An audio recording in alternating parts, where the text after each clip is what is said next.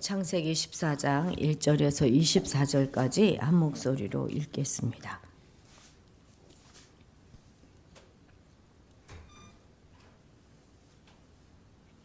창세기 14장 1절부터 마지막 24절까지 한 목소리로 읽습니다. 당시에 시나랑 아므라벨과 엘라살 왕 아리옥과 엘람 그돌라오멜과 고임 왕 디달이 소돔 왕 베라와 고모라 왕 비르사와 아드마 왕 시납과 스모임 왕 세베벨과 벨라 곧 소알 왕과 싸우니라. 이들이 다 시딤 골짜기 곧 지금의 여매에 모였더라. 이들이 12년 동안 그돌라오멜을 섬기다가 제13년에 배반한지라. 제14년에 그돌라오멜과 그와 함께한 왕들이 나와서 아스드롯 가르나임에서 르바 족속을, 함에서 수스 족속을, 사웨 기라다임에서 엠 족속을 치고 호리 족속을 그 산 세일에서 쳐서 광야 근방 엘바란까지 이르렀으며 그들이 돌이켜 엔미스밭 곧 가데스에 이르러 아말락 족속의 온 땅과 하사손 다말에 사는 아모리 족속을 친지라. 소돔 왕과 고모라 왕과 아드마 왕과 스보임 왕과 벨라 곧 소알 왕이 나와서 시딤 골짜기에서 그들과 전쟁을 하기 위하여 진을 쳤더니 엘람 왕 그돌라오멜과 고임 왕 디달과 시다랑 아므라벨과 엘라살 왕 아리옥과 네 왕이 곧 그 5 왕과 맞서니라. 시딤 골짜기에는 역청 구덩이가 많은지라. 소돔 왕과 고모라 왕이 달아날 때에 그들이 거기 빠지고 그 나머지는 산으로 도망하매 네 왕이 소돔과 고모라의 모든 재물과 양식을 빼앗아가고 소돔에 거주하는 아브람의 조카 롯도 사로잡고 그 재물까지 노략하여 갔더라. 도망한 자가 와서 히브리 사람 아브람에게 알리니 그때에 아브라함이 아모리 족속 마므레의 상수리 숲을 근처에 거주하였더라. 마므레는 에스골의 형제요 또 아덴의 형제라. 이들은 아브람과 동맹한 사람이더라. 아브람이 그의 조카 사로잡혔음을 듣고 집에서 길리고 훈련된 자 318명을 거느리고 단까지 쫓아가서 그와 그의 가신들이 나누어 밤에 그들을 쳐부수고 다메섹 왼편 호바까지 쫓아가 모든 빼앗겼던 재물과 자기의 조카 롯과 그의 재물과 또 부녀와 친척을 다 찾아왔더라. 아브람이 그돌라오멜과 그와 함께한 왕들을 쳐부수고 돌아올 때에 소돔 왕이 사후의 골짜기 곧 왕의 골짜기로 나와 그를 영접하였고 살렘 왕 멜기세덱이 떡과 포도주를 가지고 나왔으니 그는 지극히 높으신 하나님의 제사장이었더라. 그가 아브라함에게 축복하여 이르되 천지의 주제시요 지극히 높으신 하나님이여 아브라함에게 복을 주옵소서. 너희 대적을 내 손에 붙이신 지극히 높으신 하나님을 찬송할지로다 하매 아브라함이 그 얻은 곳에서 10분의 1을 멜기세덱에게 주었더라. 소돔 왕이 아브라함에게 이르되 사람은 내게 보내고 물품은 내가 가지라. 아브라함이 소돔 왕에게 이르되 천지의 주제이시여 지극히 높으신 하나님 여호와께 내가 손을 들어 맹세하노니 내 말이 내가 아브라함으로 치부하게 하였다 할까 하여 내게 속한 것은 실 한 오락이나 들매끈 한 가닥도 내가 가지지 아니하리라. 오직 젊은이들이 먹은 것과 나와 동행한 아넬과 에스골과 마므레의 분깃을 제할지니 그들이 그 분깃을 가질 것이니라. 아멘. 오늘 읽은 이 14장은 성경에 나오는 첫 번째 전쟁 기사입니다. 그리고 또 롯에 관련된 두 번째 사건이죠. 여러 왕들의 이름이 많이 나와서 좀 읽다 보면 막 헷갈리는데 1절에 보면 이제 왕 이름은 빼고 왕만 한번 보세요. 시날 왕, 그죠? 엘라살 왕, 또 엘람 왕, 고임 왕, 요 네 왕이에요. 이 네 왕이 가나안 북부, 저 북부 메소포타미아 그쪽 위에 있는 그 4개국 왕이 연합군을 결성한 것입니다.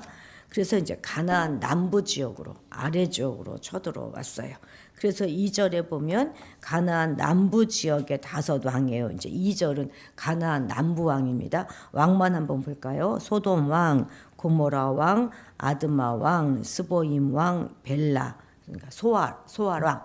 요 5왕 이제 그 연합체와 함께 이제 쳐들어와서 이 5왕이 힘을 합하여서 이들과 대항하여 싸웁니다.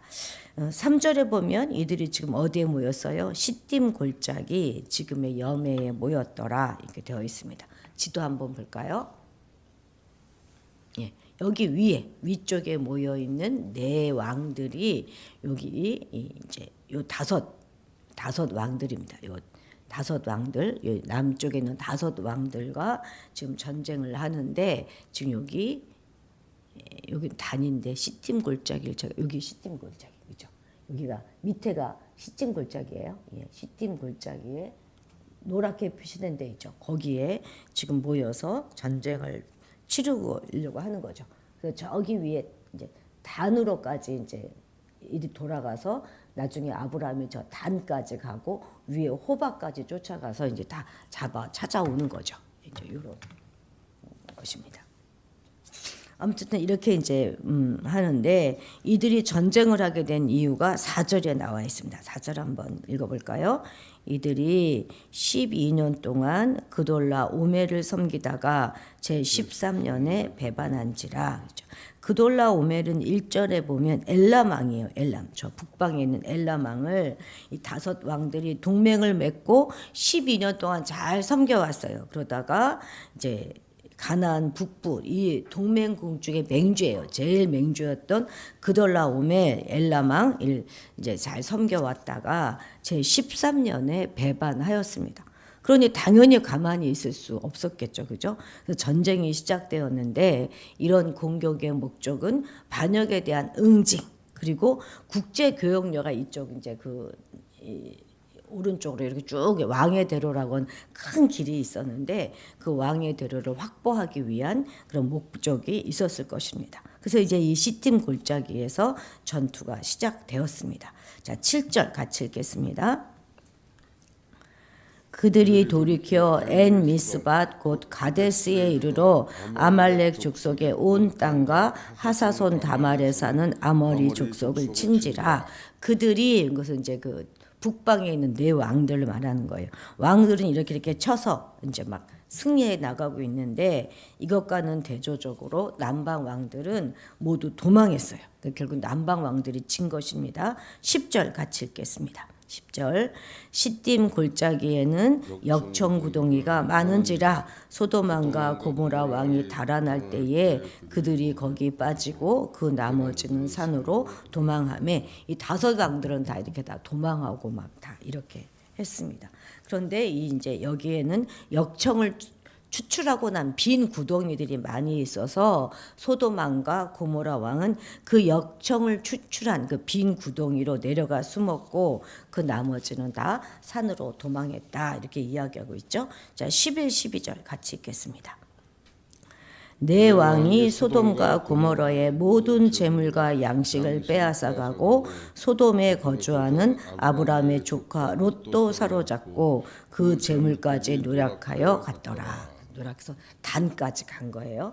결국 이제 소돔과 고모라의 왕은 시딤 골짜기에서 패하여 도망하게 되고 소돔과 고모라에서 전쟁에 휘말린 롯은 포로로 잡히고 전 재산을 다 잃게 됩니다.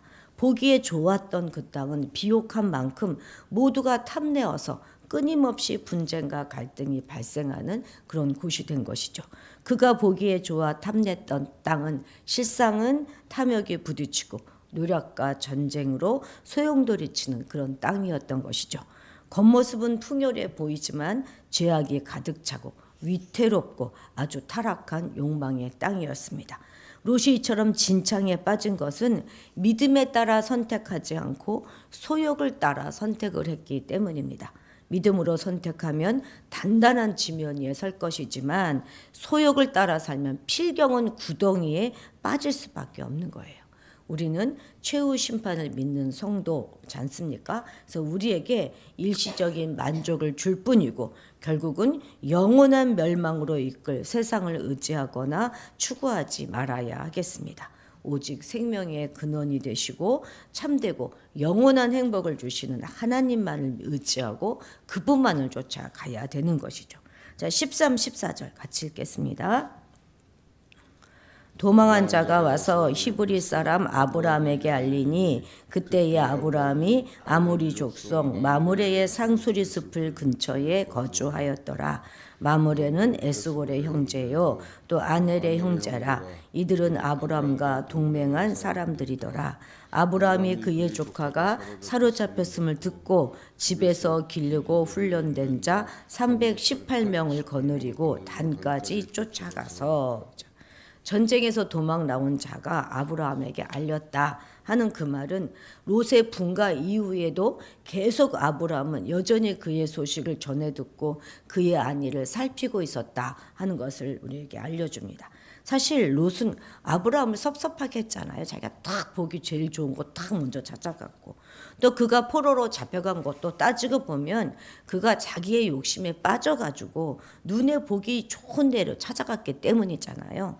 또한 롯은 아브라함으로서는 상대하기 어려운 큰 세력들에게 포로로 잡혀갔습니다. 따라서 인간적으로 본다면 아브라함은 롯의 불행을 그냥 모른 척해도 그럴 수 있어요. 그럴 수 있었습니다. 그런데 아브라함은 그렇게 이해타산적으로 생각하지 않고 롯의 소식을 들은 즉시 오직 그를 구하겠다는 일념으로 서둘러 자기는 지금 헤브론에 있잖아요. 헤브론에서부터 단까지 그 먼 거리를 쉬지 않고 단숨에 쫓아갔습니다. 이처럼 성도는 이웃사랑을 말만 하면 안 되죠. 몸소 이렇게 실천해야 하는 것입니다. 다시 말해서 성도는 이해타산적인 그런 생각을 버리고 이웃의 좋고 나쁨을 떠나서 자신에게 도움을 필요로 한 자에게는 언제 어디서나 사랑과 도움의 손길을 펼쳐야 하는 것입니다. 그러기 위해서는 평소에 내가 실력이 좀 있어야 되겠죠. 내가 실력이 없으면 이웃을 어떻게 돕겠습니까? 그냥 늘 여기저기서 민폐가 될 뿐이죠. 아브라함은 자기 집에 318명이나 되는 정예군을 두고 있었습니다. 이들은 그의 집에서 태어나서 훈련을 받은 사병들이거든요. 아브라함이 이런 정예군을 두고 있었다 하는 이것은 그의 막대한 재력도 우리가 알 수 있고 또 식솔의 규모도 우리가 알 수 있지만 평소 그의 재산과 생명을 위협하는 이방인들의 존재도 적지 않았다 하는 것을 우리에게 알려주는 것입니다. 특히 여기서 아브라함이 이제 성경에서 최초로 히브리인이다 이렇게 지금 소개되고 있는데 그러면서도 불구하고 이 히브리 사람이면서도 그는 놀랍게 마므레와 또 그의 형제들과 이미 동맹 관계를 맺고 있었어요. 이 마므레와 그의 형제들은 그 원주민이잖아요. 원주민들과 잘 소통하면서 이제 동맹 관계를 맺고 있었다는 것이죠. 이는 아브라함이 집안 내부, 그러니까 친척하고도 잘 관계 맺잖아요. 지금 롯과도 또 외부에서도 모든 경쟁과 다툼을 피하고 화평과 상호 협력을 잘 꾀하고 있었다 하는 걸 보여주는 것입니다. 이런 모든 것은 아브라함을 통해서 그 후손을 하늘의 별처럼 또 바다의 모래처럼 많게 해주시겠다 하는 하나님의 약속을 믿고 자신들의 후손을 위해서 그가 할 수 있는 모든 것을 지금 다 준비해 두고 있는 것이죠. 그러니까 그러면 자기의 실력을 키우고 있는 것입니다. 반면에 롯은 소돔의 멸망 때 보면 그의 주변에 해치려는 사람들만 가득했어요. 이것은 롯은 아브라함과는 달리 관계면에서 완전히 고립된 그런 생활을 하고 있었다 하는 것을 보여주는 것이죠. 이제 아브라함은 롯을 구하기 위해서 정예군과 318명의 정예군과 아모리 동맹군을 이끌고 헤브론에서 무려 180km나 가야 있는 단까지 추격해 올라갑니다. 아까 지도에서 봤잖아요. 사실 이 군사 규모가 그렇게 작은 것은 아닐지 모르겠습니다만 4개국 동맹국의 그런 그 군사력과 비교해 보면 정말 턱없이 많이 부족한 것이죠. 아브라함은 15절에 보면은 저들이 대승을 거둔 후에 방심한 틈을 타서 군사를 나누어 가지고 밤에 야간 기습을 감행했습니다. 그래서 결과는 대승이었죠. 그리고 또한 단에서부터 한 220km 또 떨어져 있는 다메섹에 지나서 호바까지 추격하면서 모든 빼앗긴 재물을 다 되찾았어요. 뿐만 아니라 롯과 그의 재물 또 그의 여인들 또 다른 백성들까지 다 데리고 돌아옵니다. 사실 318명으로 수천 또는 수만 명에 달하는 군사를 상대한다는 것은 실로 무모한 짓으로 계란으로 바위를 치는 것과 같은 그런 것이 아니겠습니까? 그러나 아브라함은 군사력에 있어서 절대 열세의 상황이었음에도 불구하고 자신과 늘 동행하시는 전능자 하나님의 강한 손길을 의지하여서 담대하게 가나안 북부 동맹군의 동맹군을 다 격파하고 승리할 수 있었던 것이죠. 또한 그가 롯과 식솔들뿐만 아니라 사로잡혀갔던 다른 모든 사람들까지 다 구한 행동은 공동체의 생명을 향한 자비와 책임감을 보여주고 있는 것이죠. 이렇게 아브라함의 승리는 그의 용맹과 전술 때문만이 아니라 그를 축복하는 자는 축복하고 그를 저주하는 자는 저주하시겠다 하셨던 하나님의 약속이 성취된 그런 결과였습니다. 그렇습니다. 우리는 약하지만 하나님은 강하세요. 특별히 우리 주님 되시는 예수 그리스도께서는 십자가의 부활을 통해서 이미 사단을 결정적으로 패퇴시키고 승리하셨습니다. 따라서 우리가 주님을 우리의 대장 삼아서 사단과 또 세상과 대적한다면 능히 우리는 승리하게 될 것입니다. 그런즉 우리 성도는 세상에 담대해야 하겠습니다. 믿음의 선한 싸움을 계속 싸워 나가십시다. 승리는 우리의 것임을 우리는 오늘도 잊지 말아야 합니다. 자, 17, 18절 같이 읽겠습니다. 아브라함이 그돌라오멜과 그와 함께한 왕들을 처부수고 돌아올 때에 소돔 왕이 사회의 골짜기 곧 왕의 골짜기로 나와 그를 영접하였고 살렘 왕 멜기세덱이 떡과 포도주를 가지고 나왔으니 그는 지극히 높으신 하나님의 제사장이었더라. 아브라함이 이제 북부 연합군을 다 이제 격파하고 빼앗긴 모든 재물과 사람들을 되찾아 돌아올 때 그를 맞이한 두 사람에 관한 이야기예요. 하나는 소돔 왕이었고 하나는 살렘 왕 멜기세덱입니다. 이 둘은 전혀 다른 모습을 보여주고 있는데 성경은 항상 이렇게 두 부류를 항상 이렇게 비교해서 항상 언급하고 있거든요. 먼저 살렘 왕입니다. 살렘 왕은 예루살렘 왕을 말하는 것인데 살렘이란 말 뜻은 샬롬이에요. 샬롬, 평화 이런 뜻이거든요. 그래서 예루살렘 그러면 평화의 도시라는 뜻입니다. 그래서 대부분의 학자들은 여기 나오는 이 살렘 왕 멜기세덱, 살렘 왕 멜기세덱은 우리의 평화의 왕 예수 그리스도의 현현이다 이렇게 해석합니다. 그래서 여기서 저자는 살렘 왕을 뭐라고 표현하고 있습니까? 지극히 높으신 하나님의 제사장이다 이렇게 표현하고 소개하고 있지 않습니까? 이 살렘 왕이 아브라함에게 빵과 포도주를 대접했어요. 이것은 환대와 평화의 교제를 상징하는 것입니다. 그리고 이제 이 살렘 왕이 19절에서 또 20절에서 보면 하나님을 어떻게 부르고 있습니까? 바로 지금 이 아브라함에게 하나님이 어떤 분이신가 지금 이 예수님의 현현이신 이 살렘 왕이 가르쳐 주고 있는 거예요. 바로 천지의 주제이시오 이렇게 가르쳐 주죠. 천지의 주제라는 말은 천지의 주인이시다 이 뜻이거든요. 그리고 지극히 높으신 또 20절에서 보면 너희의 대적을 내 손에 붙이신 분 지극히 높으신 분 이렇게 하나님을 아브라함에게 가르쳐주고 있습니다. 그러면서 하나님을 찬송하라 하면서 지금 아브라함의 승리의 주체는 아브라함 네가 아니라 하나님이시다는 것을 재확인시켜 주는 것이죠. 그리고 아브라함은 그가 얻은 것에서 10분의 1을 멜기세덱에게 주었어요. 성경에서 11절은 바로 여기서 맨 처음 시작되고 있는 것이죠. 자, 그럼 소돔 왕은 어떻게 했는지 한번 21절을 읽어보십시다. 소돔 왕은 아브라함에게 이르되 사람은 내게 보내고 물품은 내가 가지라 이렇게 이야기합니다. 참 이게 어이없는 말인 거예요.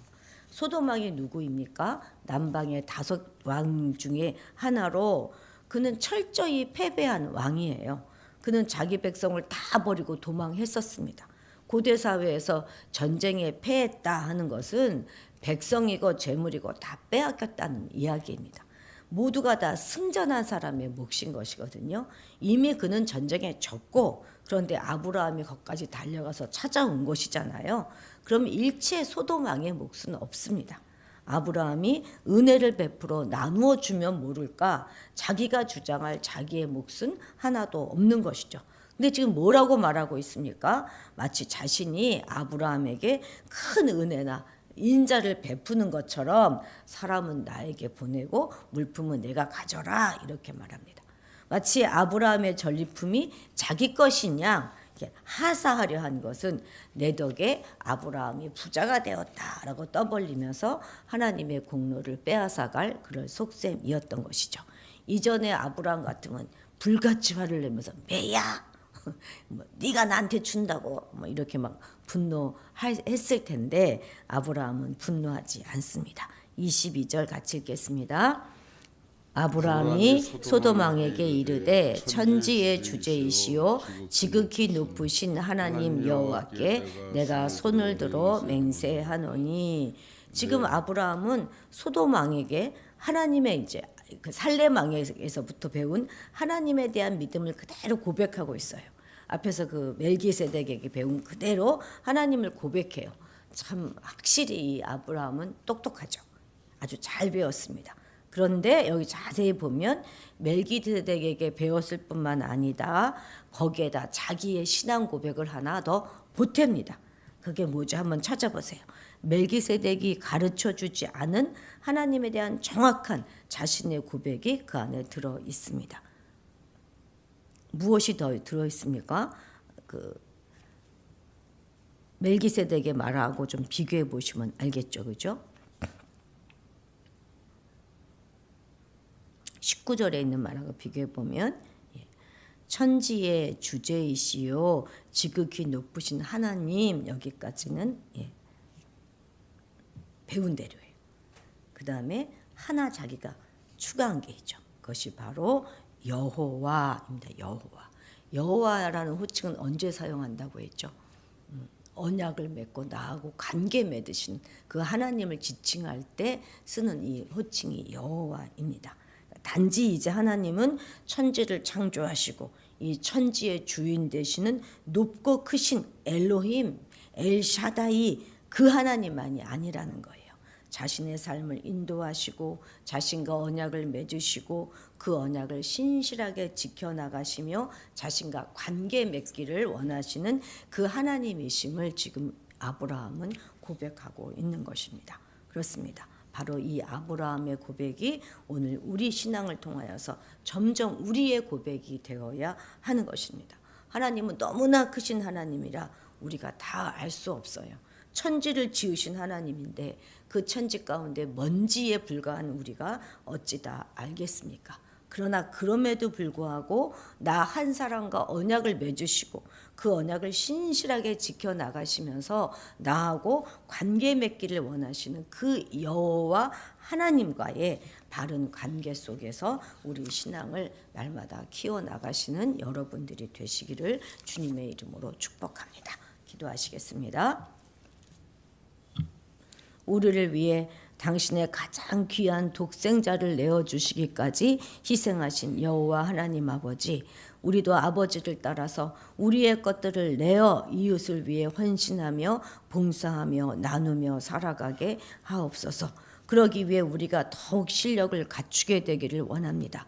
영적으로도 또 세상적으로도 실력을 갖추기 위해 더 열심히 살아가게 하시고 이웃과 평화를 유지하며 살아가는 지혜를 배우게 하옵소서. 하나님을 더 깊이 정확하게 알게 되기를 원합니다. 우리가 배우고 익혀서 아는 것뿐만 아니라 체험적으로 더 깊이 하나님과의 교제와 관계를 통해서 여호와 하나님을 더 깊이 누리는 우리가 되게 하옵소서. 여호와 하나님과의 바른 관계 속에서 평생 흔들리지 않는 믿음의 삶을 살아갈 수 있도록 언제나 지켜주옵소서. 감사드리며 예수님의 이름으로 기도드렸습니다. 아멘.